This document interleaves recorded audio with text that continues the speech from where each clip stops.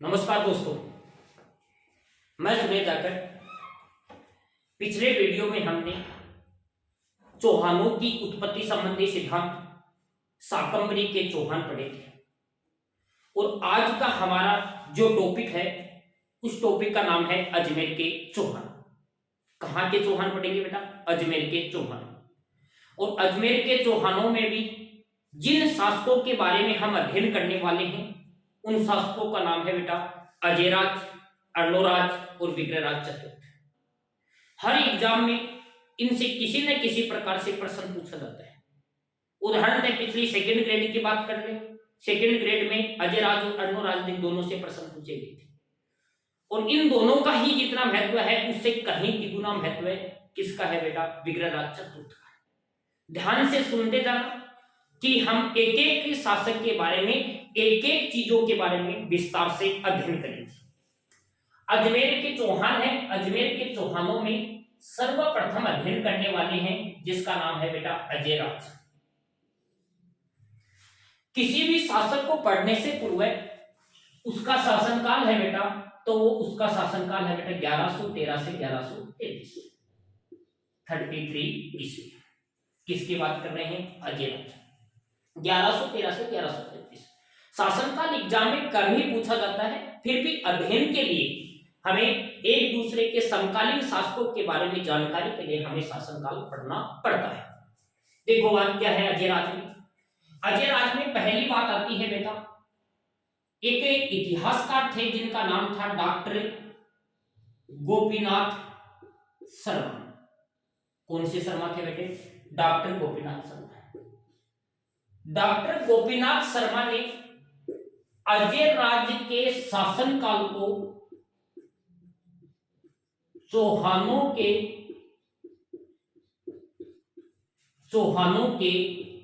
साम्राज्य निर्माण का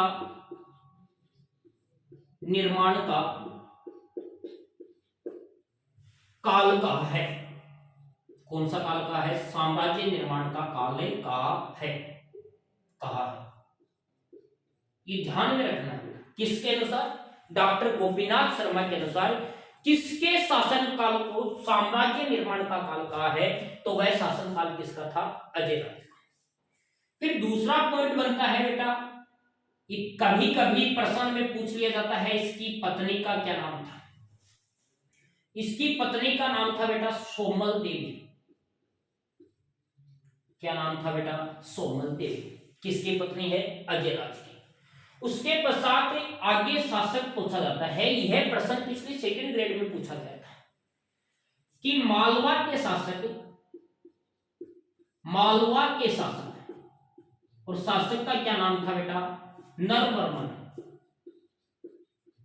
नरवर्मन को पराजित किया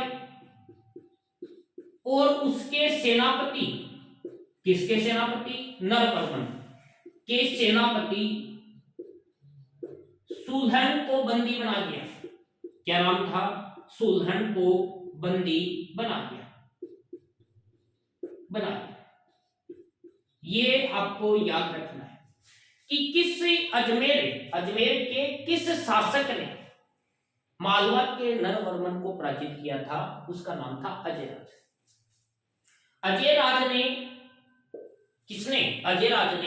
1113 ईस्वी में, कब की घटना बेटा? 1113 ईस्वी में अजमेर की स्थापना की। देखो, कई शहरों की स्थापना संबंधी प्रश्न पूछे जाते हैं। जैसे पहली बात तो ये आ गई है कि अजमेर की स्थापना किसने की थी? अजयराज ने। कब की थी? 1113। एक प्रश्न पूछा जाता है कि जोधपुर की स्थापना किसने और कब की थी?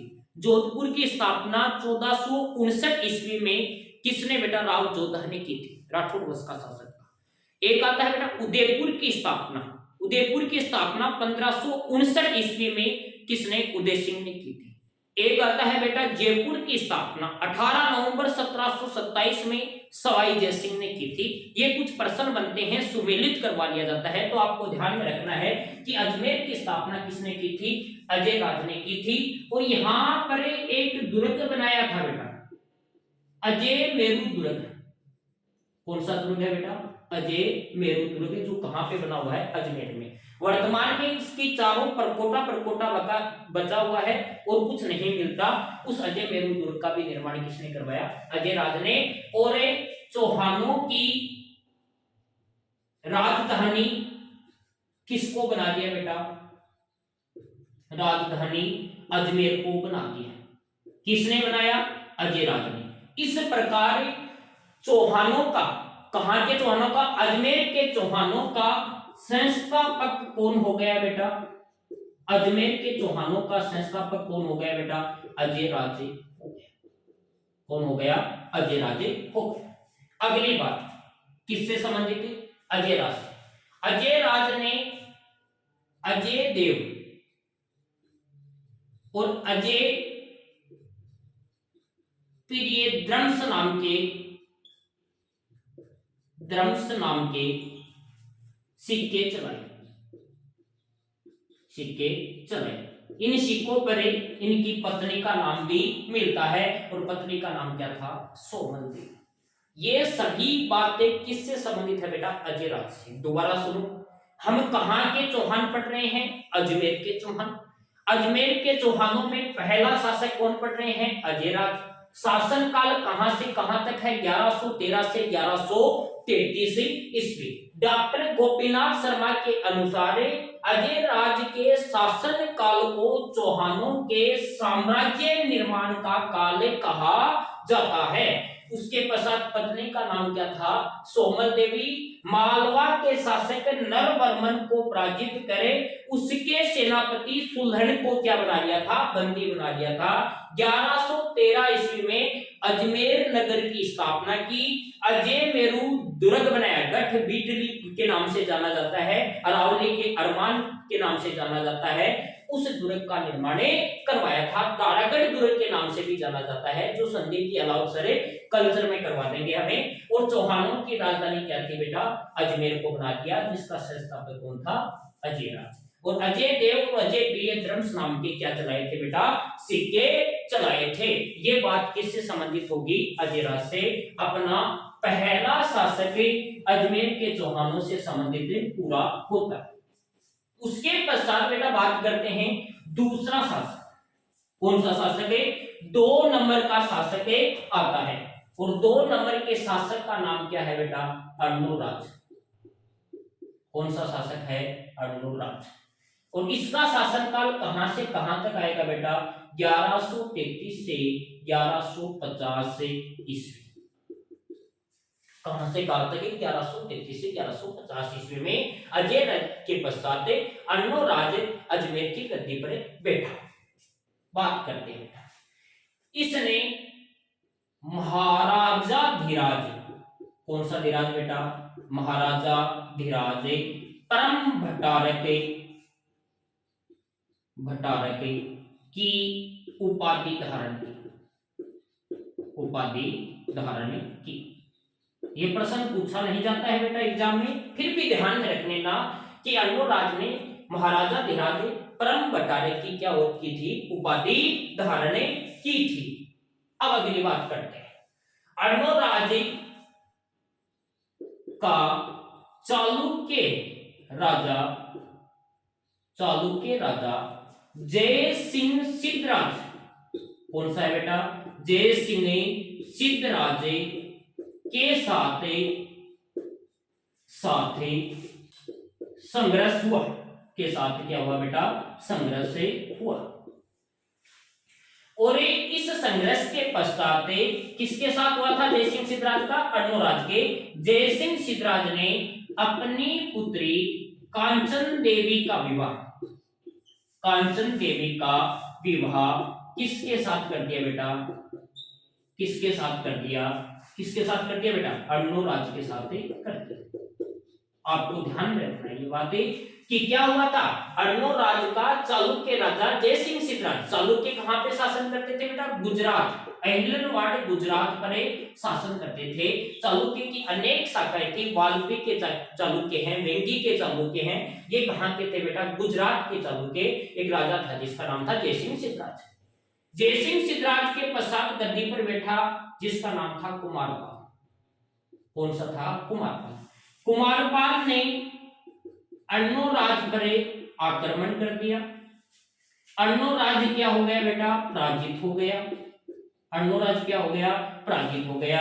और अर्णोराज ने पराजित होकर अपनी पुत्री जलहण का विवाह किसके साथ कर दिया?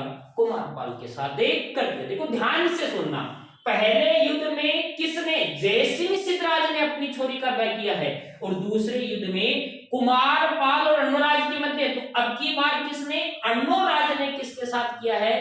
कुमारपाल के साथ किया है। ये आपको ध्यान में रखना है, दोनों चीजें बहुत ही महत्वपूर्ण है। उस दो युद्ध हो गए। उसके बाद बेटा ये प्रश्न बहुत बार पूछा गया है, इसने पुष्कर, पुष्कर कहां पे पड़ता है बेटा? अजमेर में। और पुष्कर अजमेर में एक मंदिर का निर्माण कराया था जिसका नाम है वराह मंदिर का निर्माण करवाया था। कौन से मंदिर का निर्माण करवाया था बेटा? वराह मंदिर का निर्माण किसने करवाया था? अर्णोराज ने करवाया था। ऐसा बताया जाता है कि अर्णोराज के समय तुर्कों ने भारत पर आक्रमण किया। तुर्क मुस्लिम आक्रमणता होते हैं, भारत में मुस्लिम आक्रमणकारी है, उन्होंने भारत पर कई आक्रमण किए। उन आक्रमणों का सामना किसने किया? भारत के राजाओं ने, या राजपूत, राजस्थान से बात करें तो राजपूतानों के राजाओं ने भी किया था। तुर्कों का भारत पर आक्रमण है, संभवित सिंध पर आक्रमण है। पहला आक्रमण जैसे पहले तो समुद्री मार्ग से भी हुआ था, लेकिन सिंध पर आक्रमण मोहम्मद बिन कासिम के समय सफल हुआ था। मोहम्मद बिन कासिम ने दाहिर सेन को लाहौर के युद्ध में 20 जून 712 में पराजित किया था, फिर मुल्तान को जीता था।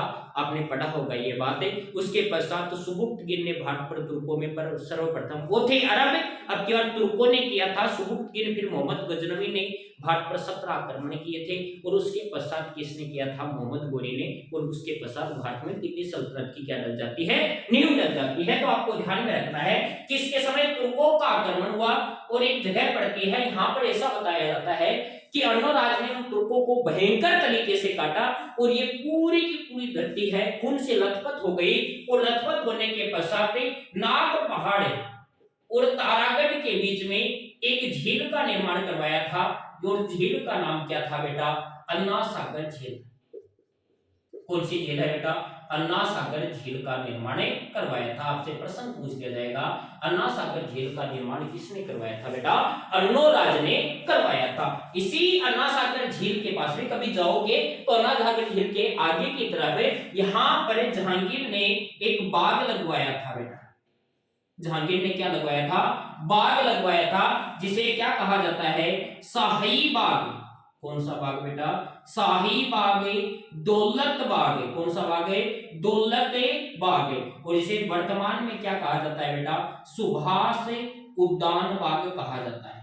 कौन सा बाग कहा जाता है? सुभाष उद्यान बाग कहा जाता है। ये आपको ध्यान में रखना है, अन्ना सागर झील के पास में ही बना हुआ है। आपको एक चीज और ध्यान में रखनी है, मुगल बादशाह जहांगीर का नाम तो सुना होगा। बाबर के पश्चात हुमायूं, और हुमायूं के पश्चात शेरशाह सूरी, इस्लाम शाह सूरी, सिकंदर, फिर दोबारा हुमायूं, मछुआरा और सर हिंद के युद्ध में। उसके पश्चात गद्दी पर बैठा अकबर 1556 से 1605। 1605 में जहांगीर, जो सलीम के नाम से जाना जाता है, वो जहांगीर पर एक पत्नी का प्रभाव था जिसका नाम था नूरजहां। नूर जहां, नूर का मतलब है सुंदर, और जहां का मतलब संसार। संसार में सबसे सुंदर कौन है? नूरजहां। नूरजहां का अत्यधिक प्रभाव था, साथ में जरों का दर्शन देती थी। उसी नूरजहां है, उसकी माता थी, पिता का नाम तो इतामुद्दौला का नाम सुना होगा आपने, और माता का नाम था बेटा अस्मत बेगम। कौन सी बेगम है? अस्मत बेगम। इस अस्मत बेगम ने इस बाग से एक फूल तोड़ा, और फूल तोड़कर किसी को दिया नहीं था बेटा, फूल तोड़ा और भारत में किसका आविष्कार किया था बेटा? इत्र का आविष्कार किया था। तो आपको ध्यान में रखना है, इत्र का आविष्कार भारत में किसने किया था? अस्मते बेगम ने किया था। यह भी बहुत ही महत्वपूर्ण प्रश्न है। उसके पश्चात आपको याद रखना है, इसके दरबार में देवबोध और धर्मघोष नामक विद्वान भी रहते थे। कौन से विद्वान? देवबोध और धर्मघोष नामक विद्वान भी किसके दरबार में रहते थे? अर्णोराज के दरबार में रहते थे। और 1150 ईस्वी में इसके पुत्र जगदेव ने इसकी क्या कर दी बेटा, हत्या कर दी। इसलिए जगदेव को चौहानों का पितृहंता शासक कहा जाता है। कौन सा शासक कहा जाता है, पितृहंता शासक कहा जाता है। ये सभी जगह से आते हैं। मेवाड़ में पितृहंता शासक हुड्डा को कहा जाता है। तो आपको याद रखना है जगदेव किसका बेटा था, अनुराज का। दोबारा से सुनो, अनुराज आराम से। अनुराज का शासनकाल 1133 से 1150 ईस्वी। किसके पश्चात गद्दी पर बैठा है, अजय राज के पश्चात गद्दी पर बैठा है। महाराजाधिराज परम पटारक की क्या जैसी उपाधियां धारण की। चालुक्य राजा जयसिंह सिद्धराज के साथ संघर्ष हुआ।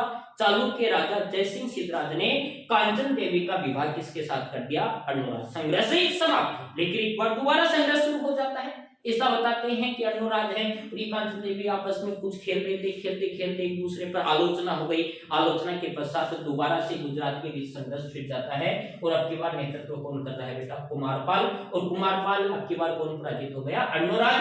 पराजित होते ही अपनी पुत्री का विवाह किसके साथ कर दिया, कुमारपाल। पुष्कर में, पुष्कर कहां पे है, अजमेर में वराह मंदिर का निर्माण करवाया। दरबार में देवपुत और धर्मघोष शासक रहते थे।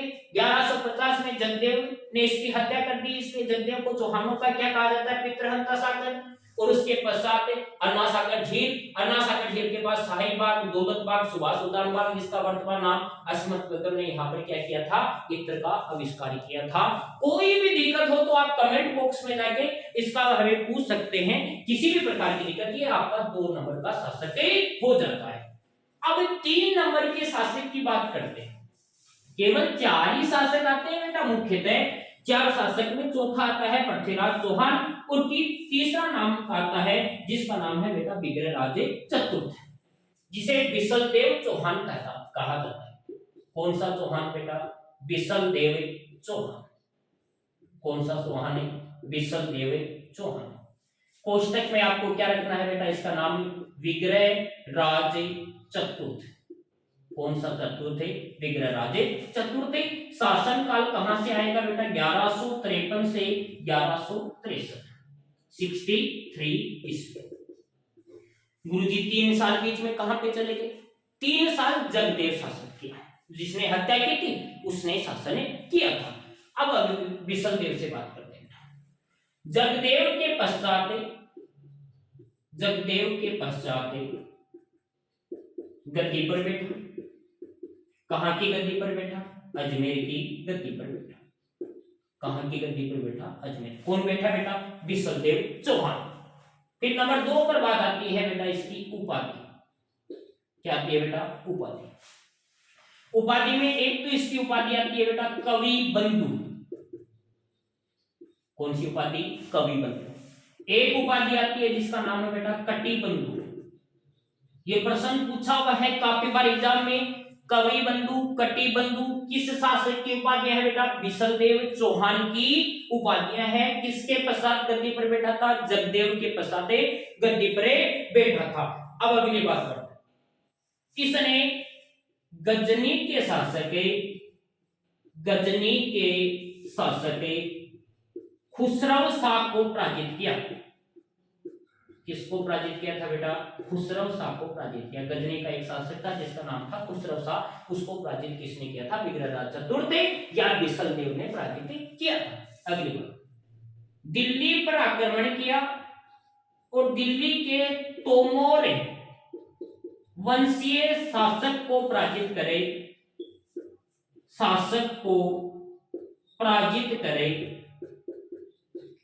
दिल्ली पर अधिकार कर लिया बेटा। अब आपसे प्रश्न पूछ लिया जाएगा, किस चौहान शासक ने दिल्ली पर अधिकार किया था, तो किसका नाम आ जाएगा, विग्रहराज चतुर्थ। ऑप्शन में नहीं मिले तो कौन, बिसलदेव। यहां पर शिवालिक स्तंभ लेख लगवाया था। शिवालिक स्तंभ लेख लगवाया था। किसने लगवाया था बेटा, विग्रहराज चतुर्थ। विग्रहराज चतुर्थ ने हरिकेली नाटक भी लिखा था बेटा। कौन सा नाटक है, हरिकेली नाटक भी लिखा था। आपसे प्रश्न पूछा जाएगा हरिकेली नाटक किसने लिखा था, विग्रहराज चतुर्थ ने। इसके दरबार में सोमदेव, कौन सा है बेटा, सोमदेव ने ललित विग्रह राज, कौन सा बेटा, ललित विग्रह राज नामक ग्रंथ लिखा था।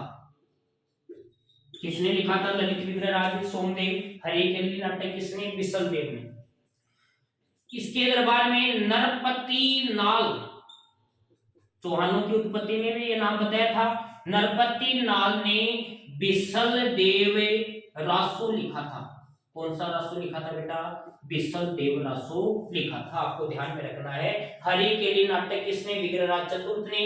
सोमदेव ने ललित विग्रहराज, नरपति नाल ने किसने? बिसल देव रासो लिखा था। देखो ललित विग्रहराज, इसमें इसकी जानकारी मिलती है, इसमें भी इसकी जानकारी मिलती है। उसके पश्चात अगली बात, अगली बात इससे संबंधित करते हैं बेटा। इसने क्या किया था? अजमेर में संस्कृत